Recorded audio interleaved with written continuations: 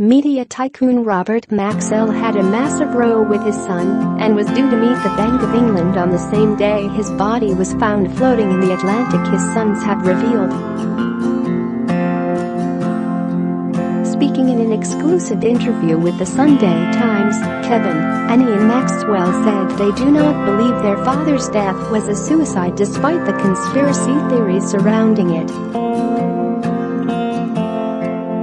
According to Kevin, he and Maxwell had been engaged in a shouting match on the day he died over a day of reckoning meeting with the Bank of England that was due to take place that day. In 27 years I've never speculated, was he killed or did he kill himself? Kevin said, if I say anything about it, I think it is highly unlikely that he would have taken his own life. It wasn't in his makeup or his mentality.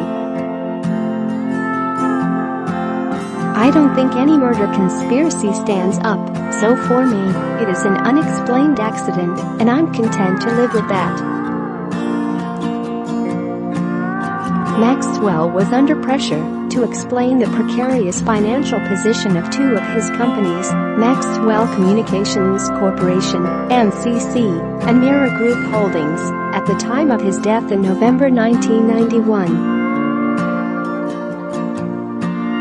Maxwell had taken two loans from the bank Goldman Sachs, one for £20 million and one for £30 million, both of which he had failed to repay despite extensions and warnings. The bank then started selling Mirror Group and MCC shares it held as collateral, and the sell-off was due to be publicly announced within days. Maxwell's dead body was discovered hours after news of the stock crisis broke, having gone missing from his yacht that morning.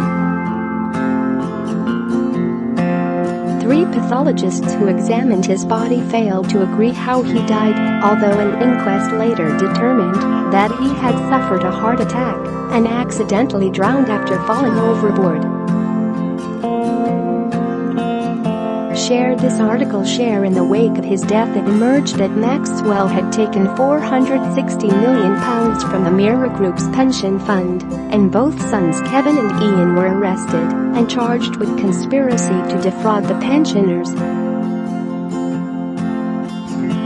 After a lengthy and traumatic 8-month trial, the pair were eventually found not guilty, and Kevin Maxwell became Britain's biggest personal bankrupt at the age of 33. The theft of the pension funds left 32,000 members facing years of stress before the fund was topped up by a city consortium. Kevin was said to have been closest to the company's finances and was aware that Maxwell had been using the pension fund. I have always accepted that it was right that there was a trial, Kevin said. I personally didn't handle the conflict of interest between loyalty to family and duty to all the other stakeholders, including the pensioners, so of course there was a case to answer.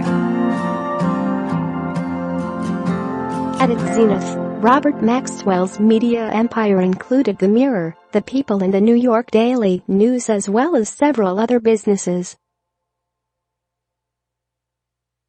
He was 68 at the time of his death in 1991. Who was Robert Maxwell? The disgraced media mogul who became one of Britain's richest men after being born into poverty in Czechoslovakia. Robert Maxwell was a media mogul who rose to fame through his purchase of the Daily Mirror. Maxwell was a controversial figure who arrived in the UK from Czechoslovakia after the Second World War. Born Jan Hawk, his family in Czechoslovakia was devastated by the Holocaust because of their Orthodox Jewish origins, and Maxwell was forced to flee to France. The young Maxwell joined the Czech army in exile and later received a commission in the British Army.